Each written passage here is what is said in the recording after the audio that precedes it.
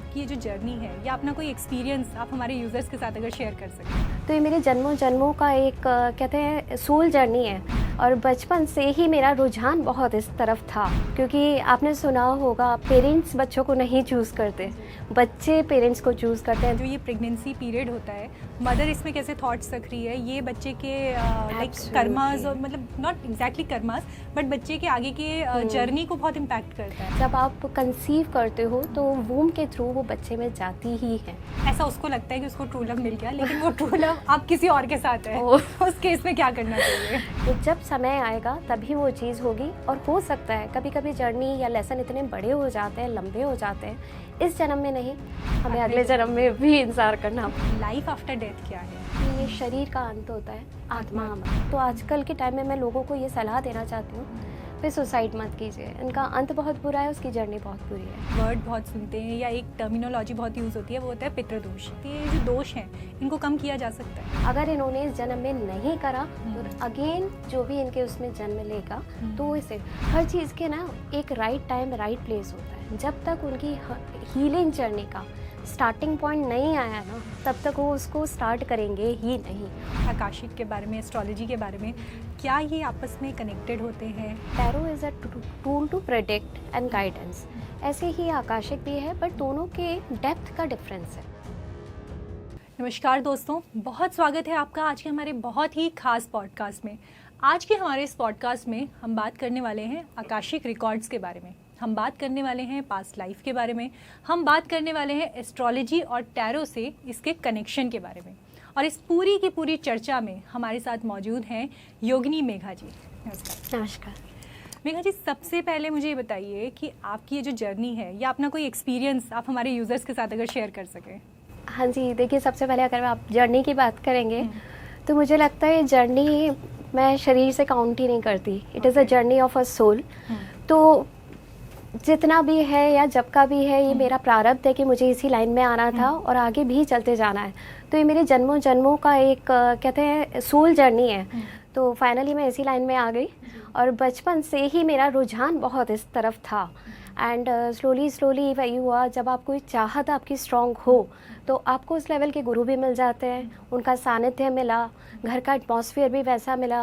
क्योंकि आपने सुना होगा पेरेंट्स बच्चों को नहीं चूज़ करते, बच्चे पेरेंट्स को चूज़ करते हैं। तो बस वही था, शायद मैंने अच्छे पेरेंट्स चूज़ करे।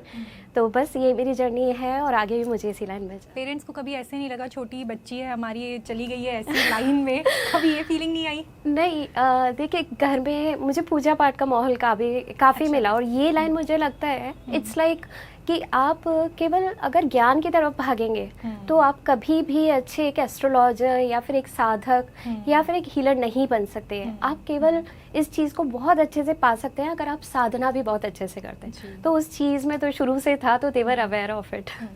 तो मेघा जी, मैं इसमें आपसे एक चीज़ जानना चाहूँगी कि अगर आप एक एक्सपीरियंस हमारे साथ शेयर कर सके अपना, कोई भी आपका पहला एक्सपीरियंस हो या कोई भी ऐसा एक्सपीरियंस जो आपको बहुत दिलचस्प लगा हो। अच्छा, ठीक है। तो because you must have heard I am Akashic record reader. तो वैसे तो हम देखते हैं पास्ट लाइफ के हमने काफ़ी किस्से सुने भी हैं। It was very different because एक पर्सन है जिनसे मुझे कांटेक्ट करा, उन्होंने एक बार बोला, मैम मैं प्रोफेशनली बहुत अच्छा कर रहा हूँ, ठीक है, मेरे पे स्केल भी बहुत अच्छा है। फाइनली ही सेड, मैम मेरा प्रमोशन भी होता रहता है। फिर प्रॉब्लम क्या है? देन ही सेज कि मैम मुझे एक सेटिस्फैक्शन नहीं है, I am not that content soul. Because अगर मुझे कार मिलती है तो मुझे लगता है इससे अच्छी कार लूँ, अगर मुझे मेरी पे स्केल इतनी हाई हो जाती है तो मुझे लगता है और ज़्यादा हो, अगर कार भी the best is there then I want to chart it. Then I thought it's a very different thing.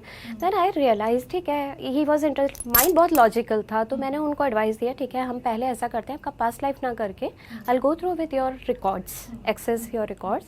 And finally what happened, जब मैंने उनका देखा तो ना मुझे उसका सोल्यूशन जब ना पास्ट में मिला, ना उनकी बहुत करंट से इफेक्ट करा, करंट लाइफ से। And where I saw, I asked him कि आपकी मदर और आपके फादर के घर में बहुत स्टैंडर्ड का डिफरेंस है? ही says yes ma'am. And that guy approach me first time, so I was not aware which kind of a person he is and what is the background. Then finally he says yes ma'am. मैंने कहा your mother cribs like कि ऐसा होता है कि किसी भी situation में वो होती हैं तो शी रिमेंबर्स, हाय मैं अपने घर में तो बहुत अच्छी सिचुएशन में थी। ही सेज यस मैम। मैंने कहा देन यू शुड आस्क कि जब उन्होंने आपको कंसीव करा तो क्या she use to crave for small small things कि वहाँ पे मैं रहती अपने घर में तो अच्छा खाती, मैंने गलत डिसीजन ले लिया, एंड यू नो घर के लिए, एटमॉस्फेयर के लिए, ईट यू नो एडिबल्स के लिए भी। तो he says yes ma'am, I am aware of it कि वो हमेशा क्रेव करती है। मैंने कहा then you have to go for a womb regression therapy. तो हमने उनका वूम रिग्रेशन करा एंड आफ्टर 2-3 हीलिंग्स करी and now he is content. He says कि मैम मुझे ऐसा लगता है कि मैं अभी तक किसी और ही एनर्जी के उसमें था। तो now it is a very different thing.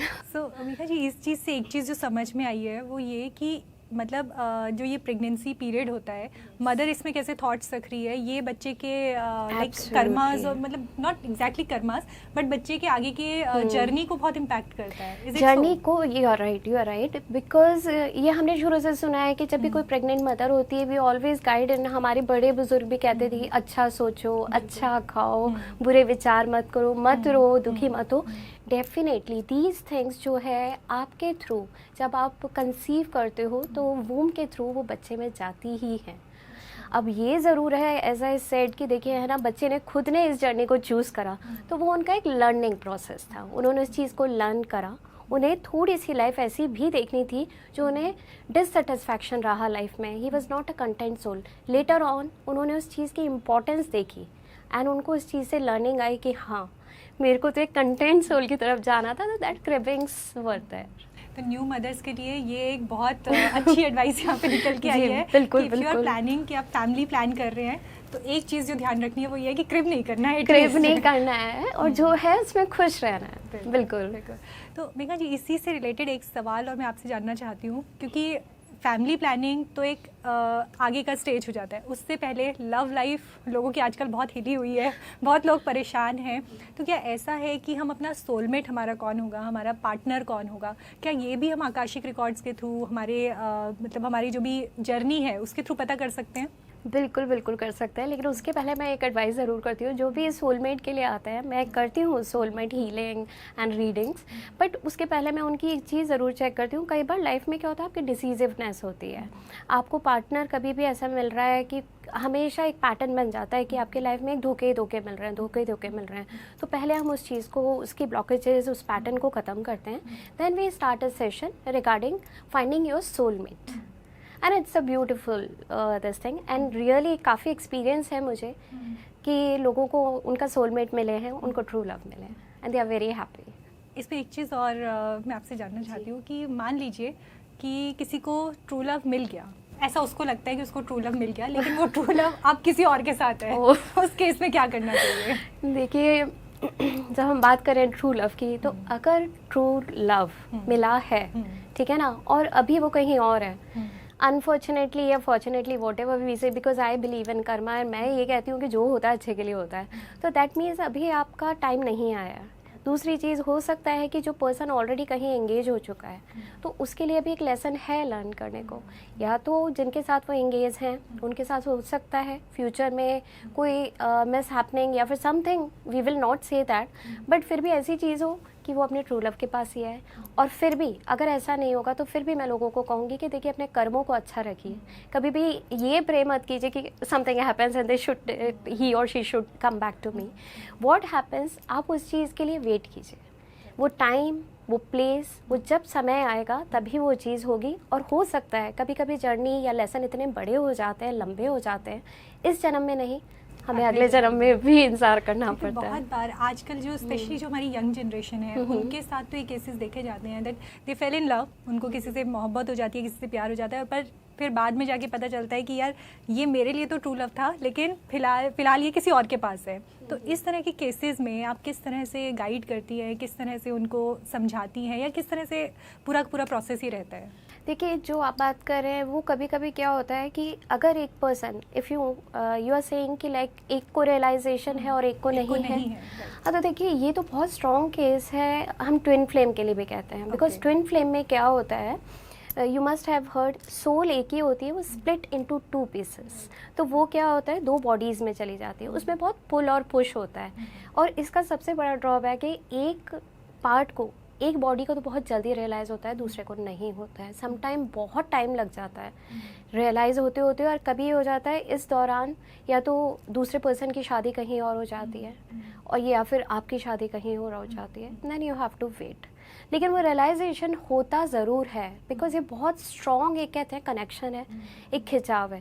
Then again I believe in karmas, तो मैं ये कहती हूँ देखिए है ना, कर्मों से मत खेलो, किसी को ऑब्सेस्ड या फिर बहुत ज़्यादा पैशनेट होकर you can feel, you can do Karma for your true love, keep loving someone, but उसके लिए गलत कर्म करके उसको पाने की जगह आप इंतज़ार कीजिए सही वक्त का, सही प्लेस का एंड राइट चॉइस का। इसमें एस्ट्रोलॉजी में भी हम ये बोलते ही हैं कि देश काल पात्र जो होता है वो बहुत इम्पैक्ट डालता है चीज़ों पे। इसी तर्ज पे हम आगे बढ़ते हैं कि जैसे अभी हम देख रहे हैं जो आजकल के केसेस जिस तरह से आ रहे हैं कि बहुत लोग शादी किसी से कर लेते हैं but they are not satisfied with the partner, है ना, या फिर कुछ गलत डिसीज़न कभी कभार उसके लिए ले लेते हैं और उसमें आगे बढ़ जाते हैं। इस तरह के लोगों के लिए कोई एडवाइस, कोई गाइडेंस या कोई भी एक चीज़ जो आप उन्हें बताना चाहें, या क्योंकि कन्फ्यूजन तो है ही, कन्फ्यूजन के चलते ही शायद ये सब चीज़ें हो रही हैं। इसमें हम देखिए आजकल मैं ये बोलूँगी, अगर आप एस्ट्रोलॉजी की ही बात कर रहे हैं, आजकल कई बार ये होता है, आजकल के टाइम में लोग ना कंपैटिबिलिटी देख रहे हैं, इमोशंस देख रहे हैं, एक अंडरस्टैंडिंग देख रहे हैं, और मतलब पेरेंट्स जो ज़्यादा आते हैं वो ये आते हैं कि मैम कुंडली मिलानी है, they don't understand. Second thing, kundli मिलने पे गुण नहीं मिल रहे हैं but they want to get married, तो what is the solution for this? तो इन सिचुएशन में सबसे पहले मैं कह रही हूँ, ऐसा नहीं है कि रुझान ख़त्म हो गया है या मैच मेकिंग की इम्पोर्टेंस ख़त्म हो गया है, इट्स नॉट दैट, बल्कि आज के टाइम में मुझे लगता है इसका इम्पोर्टेंस और बढ़ गया है। अभी हम किसी से मिलते हैं, थोड़े टाइम में हम उसकी लाइकिंग डिसलाइकिंग्स थोड़ी देर में पता चल जाती है, वो बहुत शैलो लेवल पे होती है। If you go in the depth, definitely through astrology matching, it is very much, it is in depth. तो वो बहुत ज़रूरी है आपके आध्यात्म के लिए, आपके धार्मिक लेवल के लिए, सबसे पहले आपके एंगर इश्यूज़ के लिए। आजकल देखिए अब both the couple they are working, तो एक लॉन्ग टर्म हम रिलेशनशिप देखें कि वो जो स्टार्टिंग में होता है ना वो सब चल जाता है, उसके बाद जब वो टाइम आता है ना, everybody is tired, they both are working, तो उस लेवल में एक दूसरे का सपोर्ट, कंपैटिबिलिटी, एक दूसरे के लिए जो एक डिवोशन है, ये सब कुंडली से पता चलता है। हम केवल मांगलिक दोष ही नहीं देखते, दोष सामने भी देखते हैं, बहुत चीज़ें होती हैं। हियर एस्ट्रोलॉजी कम, हम उनको अच्छे से गाइड कर सकते हैं। अगर गुण नहीं भी मिल रहे हैं and they decided we want to get married, तो इसमें क्या होता है, एस्ट्रोलॉजी बहुत अच्छा पार्ट है। उनको हम काउंसलिंग, मैं अपने लेवल पे यही करती हूँ, मैं दोनों कपल को बिठा के काउंसलिंग करती हूँ and that works like amazing. तो ये तो हमने अभी लव लाइफ के बारे में बात कर ली, हमने फैमिली प्लानिंग के बारे में बात कर ली। अब हम आगे बढ़ते हैं हमारे आकाशिक रिकॉर्ड्स की तरफ कि जब आप आकाशिक रिकॉर्ड्स करती हैं या कोई भी आकाशिक रिकॉर्ड्स जब करता है तो उसका एक मीडियम होता है, मे बी आप एक प्रोसेस होता है जिसके थ्रू आप किसी के रिकॉर्ड्स चेक करते हैं, बट क्या इस प्रोसेस में आप आत्माओं से भी कनेक्ट करते हैं या उनसे भी बातचीत होती है या वो गाइड करते हैं, ये क्या पूरा प्रोसेस रहता है? देखिए वैसे it's very intuition based processed है, तो जो हीलर है वो एक इंट्यूशन प्रोसेस को फॉलो करते हैं, because earth you must have heard it's third dimension. उसके लिए हीलर को 5th में जाना पड़ता है, 7th में भी जाना पड़ता है कई बार। तो वो प्रोसेस करते करते व्हाट हैपेंस, जब कोई पर्सन हमारे पास डेफिनेटली आया तो वो किसी चीज़ से परेशान है, अपने रूट कॉज को जानना चाह रहा है, जब उनकी पास्ट लाइफ चेक करते हैं तो देखिए डेफिनेटली पास्ट में एक ग्रुप ऑफ सोल होता है। तो जब आप उस पर्सन की प्रॉब्लम्स को लेके उस ग्रुप ऑफ सोल्स से मिलेंगे तो आपको उनसे जानना पड़ेगा कि why this issue has come, उनका उस लाइफ में सबका क्या इम्पैक्ट रहा है या फिर उनकी लाइफ में क्या इम्पैक्ट रहा है। क्योंकि ऐसा ही नहीं है अगर सामने वाला जिन्होंने हमें अप्रोच करा है they are in victim life this time, but हो सकता है ना दे वर परसिक्यूटर, उन्होंने किसी के साथ गलत करा हो, तो डेफिनेटली इसमें हम इंटरैक्ट करते हैं, उन लोगों की पीड़ा, उन लोगों के कष्ट सुनते हैं और फिर हम उनको एक लेसन समझते हैं कि उन्हें क्या उसमें फॉलो करना चाहिए। That is very helpful, one should do that. और एक चीज़ इसमें आती है क्योंकि हम पास्ट लाइफ के बारे में बात कर रहे हैं, but obviously life after death क्या है? जी देखिए, life after that firstly I want to make it like this कि ये शरीर का अंत होता है, आत्मा अमर है, ठीक है। तो जर्नी जो है वो आत्मा की चलती आ रही है, इसी जन्म से नहीं, जन्मों जन्मों तक। अब आपने पिछले जन्म में कुछ करा, आपकी जर्नी अधूरी रह गई, डेफिनेटली आपने ये शरीर को त्याग दिया, दूसरा जन्म लिया।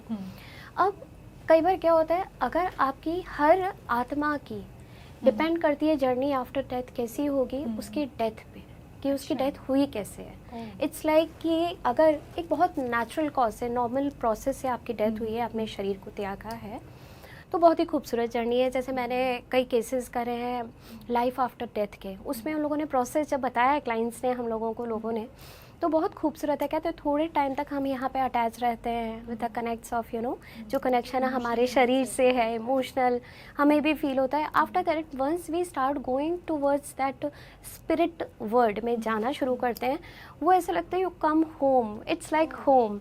बहुत ब्यूटिफुल जर्नी है वो।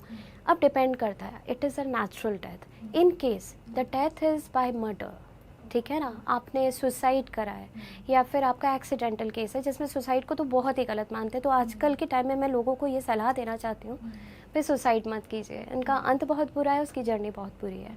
तो उन केस में क्या होता है, आत्मा ना बहुत जल्दी से अपने शरीर से डिटैच नहीं हो पाती, अपने लव्ड वन से नहीं हो पाती, क्योंकि सडन डेथ है ना। लेकिन अगर आप इसकी वास्तविकता देखो तो ये क्या होता है, ये अगेन आपके कर्मा से, जो आपने पिछले जन्मों में कर्म किए हैं, तो आपकी डेथ इस तरह से है। तो अगेन एक तो आपका अटैचमेंट ख़त्म नहीं होता, आप एक ग्रे जोन में रहते हो। ग्रे जोन में ये है कि आपको पीड़ा, कष्ट, अटैचमेंट बहुत ज़्यादा रहता है, तो you are not happy, you are not content.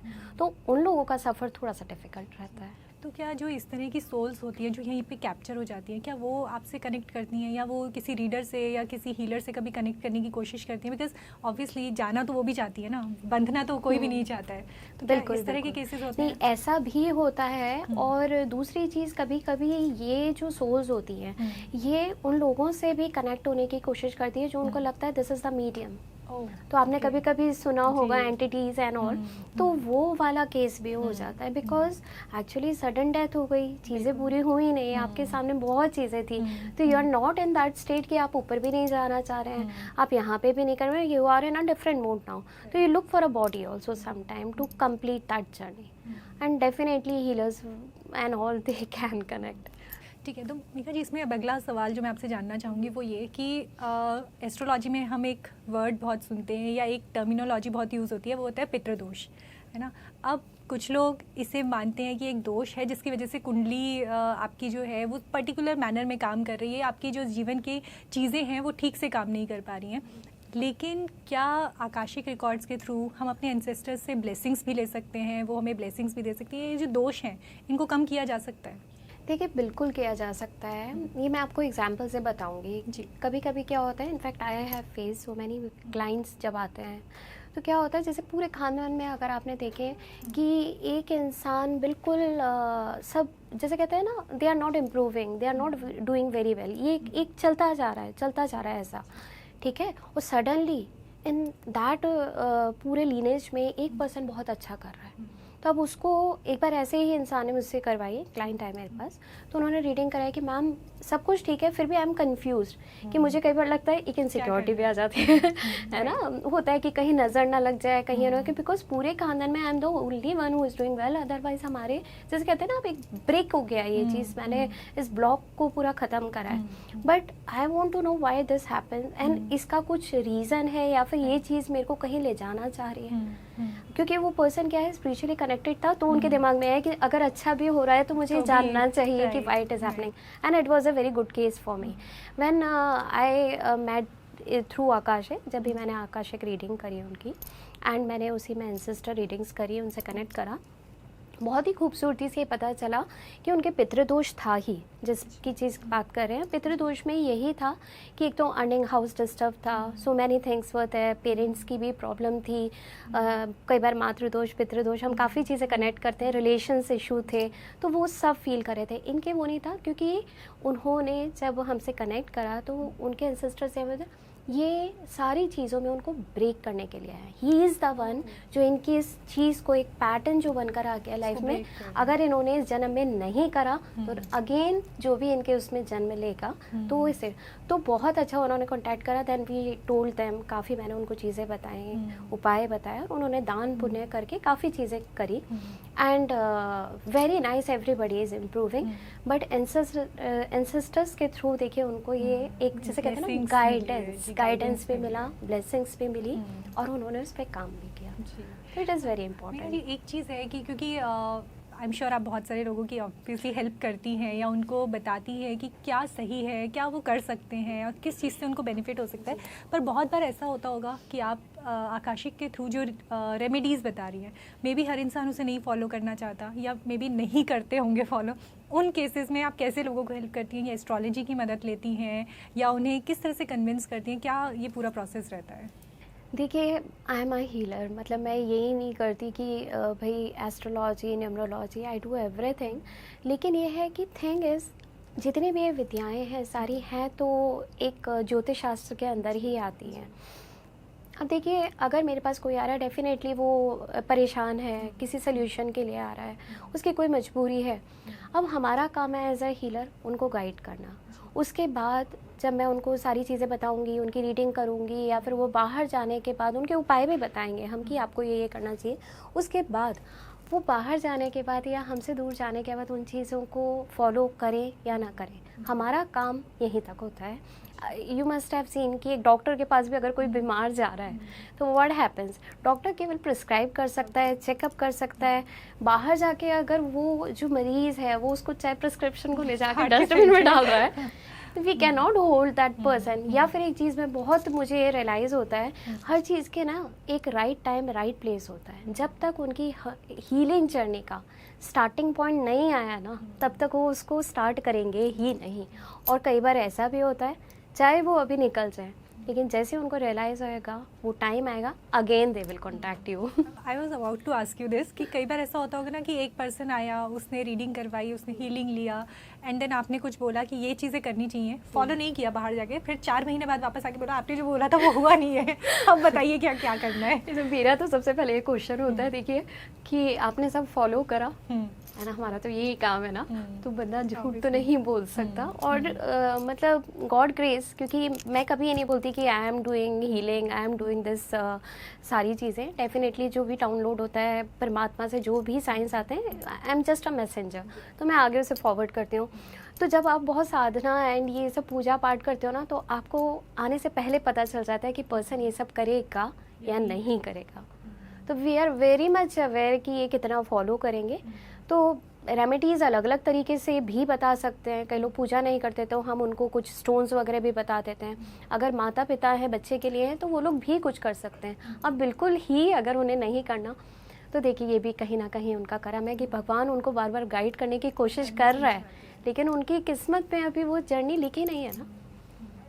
तो इसमें एक चीज़ जो मैं आपसे जानना चाहती हूँ, क्योंकि हम बार बार बात कर रहे हैं आकाशिक के बारे में, एस्ट्रोलॉजी के बारे में, क्या ये आपस में कनेक्टेड होते हैं? टैरो रीडिंग एक जो शब्द चलता है या एक जो प्रोसेस है प्रेडिक्शंस करने का, क्या वो आकाशिक से डिफरेंट होता है? क्योंकि वहाँ भी कहीं ना कहीं एनर्जी से ही कनेक्ट किया जाता है, जो लोग बताते हैं कि वो एनर्जी से ही कनेक्ट हो रही हैं। तो क्या ये सारी चीज़ें जो हैं ये एक ही प्रोसेस का हिस्सा है या इनमें बाइफिकेशन है?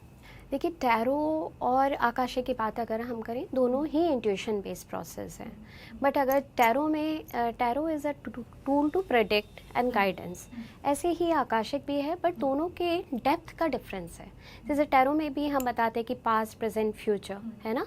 आज हमारे पास्ट में प्रॉब्लम्स क्यों आ रही है, एक टैरो कार्ड रीडर ज़रूर आपको बता देगा।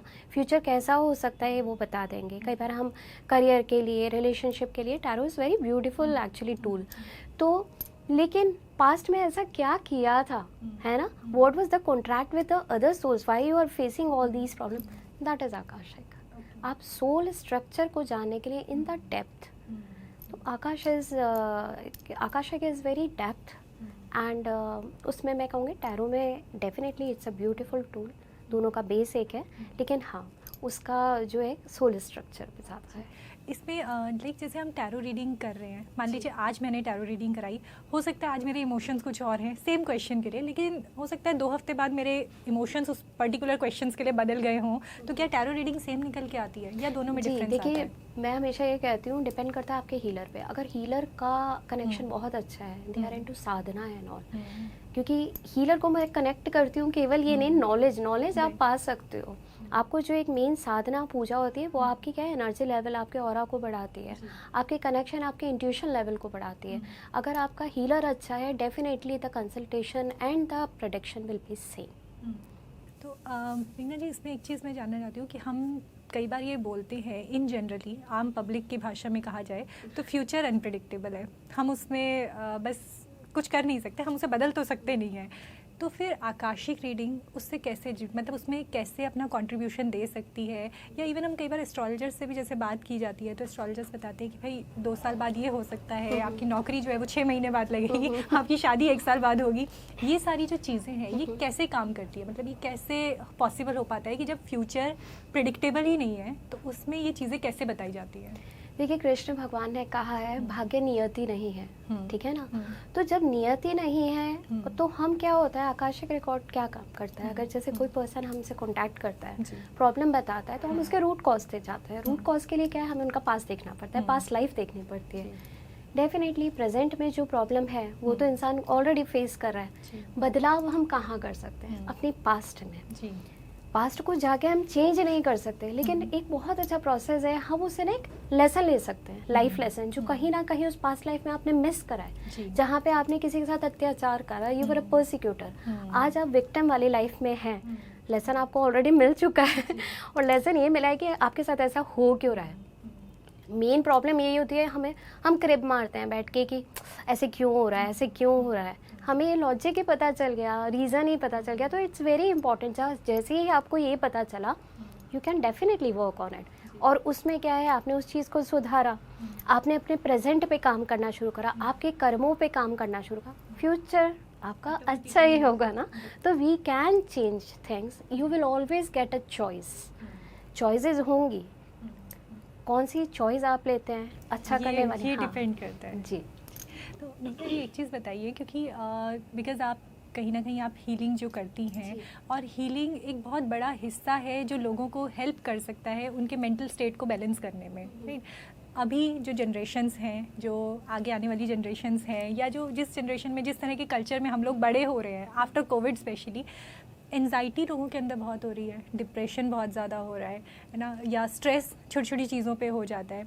इस तरह के केसेस में कैसे जो है हीलिंग उन्हें हेल्प कर सकती है, ये कैसे आकाशिक रिकॉर्ड्स हेल्प कर सकते हैं? क्योंकि आजकल तो जो स्ट्रेस का लेवल है वो ये है कि बॉस ने डांट दिया, इस बात पे भी स्ट्रेस हो जाएगा, गर्लफ्रेंड ने कुछ कह दिया, लड़ाई हो गई तो भी स्ट्रेस हो जाएगा। तो ये सारी चीज़ों पर कैसे हीलिंग हेल्प कर सकती है?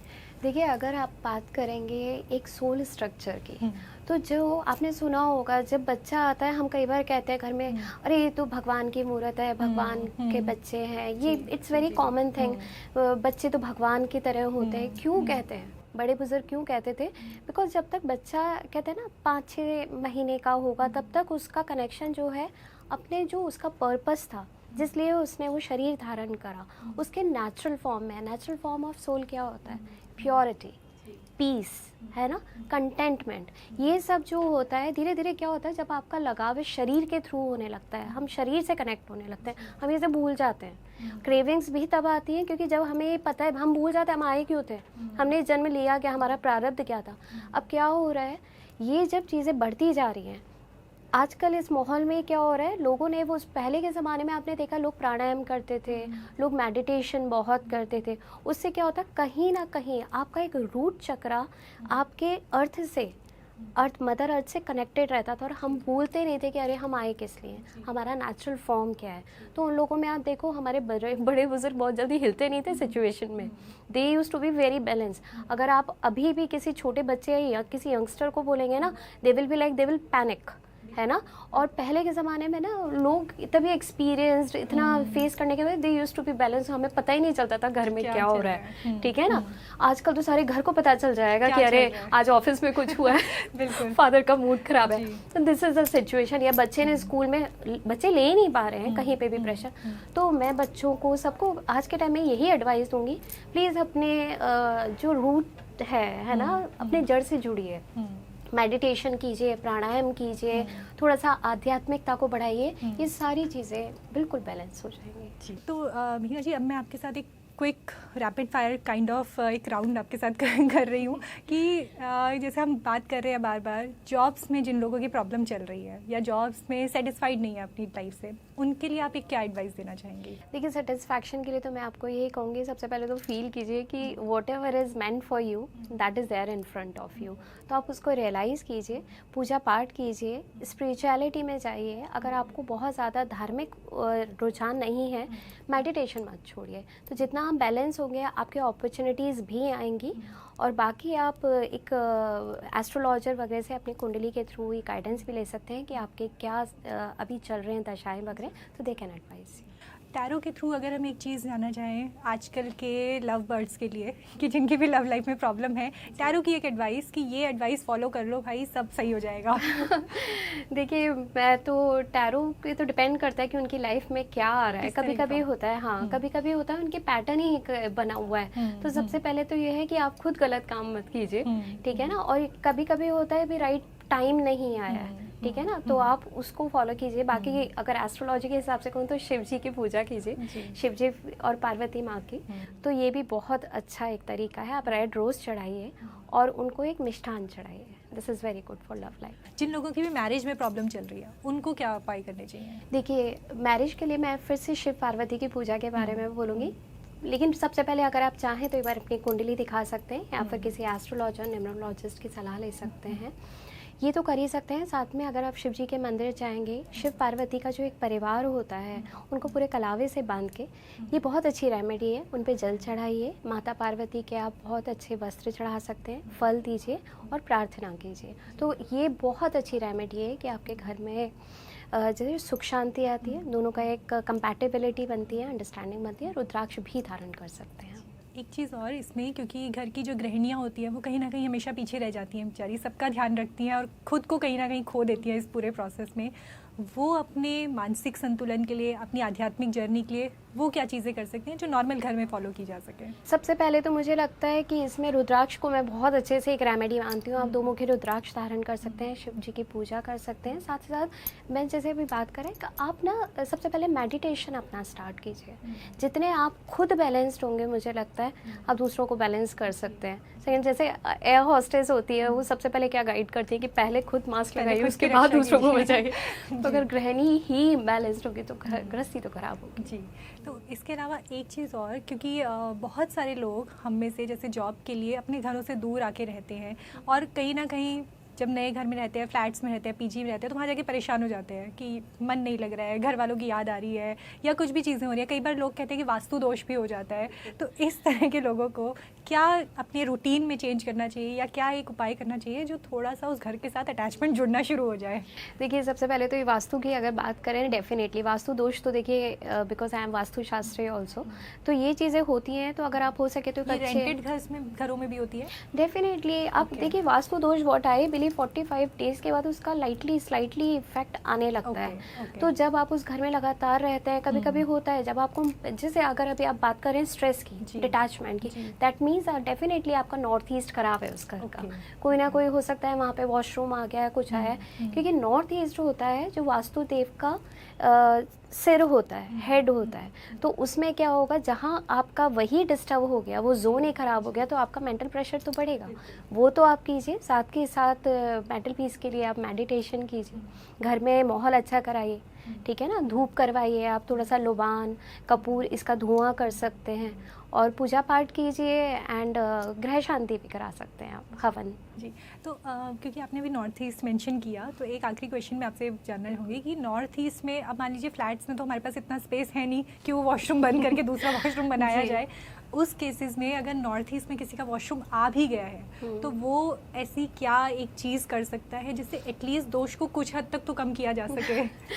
वैसे मैं आपको ये बताऊंगी, नॉर्थ ईस्ट में अगर वॉशरूम है तो इतना मेजर इशू होता है कि हम एडवाइस करते हैं कि if you can leave the house you leave the house, it is a major issue. फिर भी अब एवरीबडी कैन नॉट अफोर्ड कि आप एकदम से नया घर ले लो या फिर न्यू, इट्स नॉट ईजी कि रेंटेड हाउस भी आपको एकदम से मिल जाए। तो इन दैट केस अगर इफ़ यू हैव 2 वॉशरूम्स तो डेफिनेटली आप उसको बिल्कुल डंप कर दीजिए। You can use it for washing या फिर अदर वेज, नहाने के लिए आप उसको यूज़ कर सकते हैं, but don't use it for exactly for toilets and all. And अगर दूसरा वाला आप यूज़ कर सकते हैं वो है, एंड लेटर ऑन आप ये है कि उसमें थोड़ा सा एग्जॉस्ट फैन कंटिन्यू चला के रखिए, है ना। जेड प्लांट आप लगा सकते हैं वॉशरूम के अंदर। हाँ जी, Okay. बिल्कुल। एक रॉक सॉल्ट आप लगा सकते हैं। These are the minor thing, लेकिन कीप चेंजिंग, उनको आप चेंज करते ऐसा जाइए। नहीं फिर कि भी रख दिया है तो बस रख दिया। हाँ और तो नेगेटिविटी जी। को कब तक एक रॉक सॉल्ट ना कन्वर्ट करता है नेगेटिविटी को पॉजिटिविटी में, लेकिन Okay. हाउ मच, तो it's keep changing in 3-4 days और समथिंग। ओके, सो एक ड्यूरेशन इसका रहना चाहिए लगभग 1 हफ्ता या 3 से 4 नहीं, दिन आप के 3 अंदर? से 4 दिन में उसको चेंज, नॉर्थ ईस्ट वैसे इट्स अ मेजर प्रॉब्लम, तो इसीलिए मैं कह रही हूँ इट्स बेटर कि आप उसको चेंज करते रहें। जी नेहा जी, आज आपने हमें पूरे के पूरे पॉडकास्ट में बहुत ही इंटरेस्टिंग चीज़ें बताई, बहुत ही कि रिकॉर्ड्स कैसे देखे जाते हैं, सोलमेट के साथ कनेक्शन कैसे चेक किया जाता है, या इवन अगर एक पार्टनर है जिसको तो लगता है कि वो फुली इन्वॉल्व है बट दूसरा नहीं है, वो क्या केसेस होते हैं, आपने ये सारी चीज़ें हमें बताई। एक आखिरी एडवाइस जो आप अपने यूज़र्स को देना चाहते हैं, अपने व्यूअर्स को देना चाहते हैं, वो क्या रहने वाली है? देखिए, मैं तो कार्मिक कनेक्शंस पे बहुत ज़्यादा बिलीव करती हूँ, तो मैं हमेशा यही कहना चाहूँगी कि अगर आप प्रेजेंट में कोई प्रॉब्लम फेस कर भी रहे हैं या नहीं कर रहे हैं, जस्ट एक चीज़ का ख्याल रखिए, अपने कर्म अच्छे कीजिए, है ना। क्योंकि अभी भी आपके पास, कहते हैं ना, आपके पास समय Time है। जैसे आप अपना फ्यूचर की बात में, केवल इस करंट लाइफ की ही बात नहीं कर रही, आप अपनी लाइफ सुधार सकते हैं, अपने जन्म सुधार सकते हैं। तो अगर आपके पास कोई हीलर है तो उनसे प्लीज़ कॉन्टैक्ट कीजिए। अगर आपको डाउट है तो आप अपने पास्ट लाइफ्स में देखिए कि आपने क्या करा है, why you are facing this problem. अगर नहीं है तो खुद मेडिटेशन का लेवल बढ़ाइए, अपने कर्म अच्छे करिए। अगर कर्म अच्छे करेंगे तो डेफिनेटली आपका भविष्य अच्छा ही होगा। तो ये थी हमारे साथ योगिनी मेघा जी, जिन्होंने आज हमें बहुत ही खूबसूरत, बहुत ही सिंपल सी रेमेडीज़ बताई हैं। रेमेडीज़ शायद इन्हें कहना गलत होगा, बट कुछ ऐसे सिंपल से ऑप्शंस हमें दिए हैं जिनको अपनाकर हम अपनी लाइफ को एक स्ट्रीमलाइन कर सकते हैं, अपनी लाइफ में आने वाली प्रॉब्लम्स को सॉल्व कर सकते हैं। और अगर आपने अभी तक हमारा चैनल सब्सक्राइब नहीं किया है तो उसे सब्सक्राइब करें, क्योंकि इस तरह के पॉडकास्ट और इस तरह के छोटे छोटे उपाय हम आपके लिए लेके आते रहेंगे। नेहा जी, आपका बहुत बहुत धन्यवाद आज के पूरे पॉडकास्ट के लिए। Thank you. अगर आप ज्योतिष से जुड़ी अधिक जानकारी प्राप्त करना चाहते हैं तो डाउनलोड करें माई ज्योतिष ऐप। एस्ट्रोलॉजी से जुड़ी लेटेस्ट जानकारी के लिए फॉलो करें माई ज्योतिष का फेसबुक और इंस्टाग्राम पेज।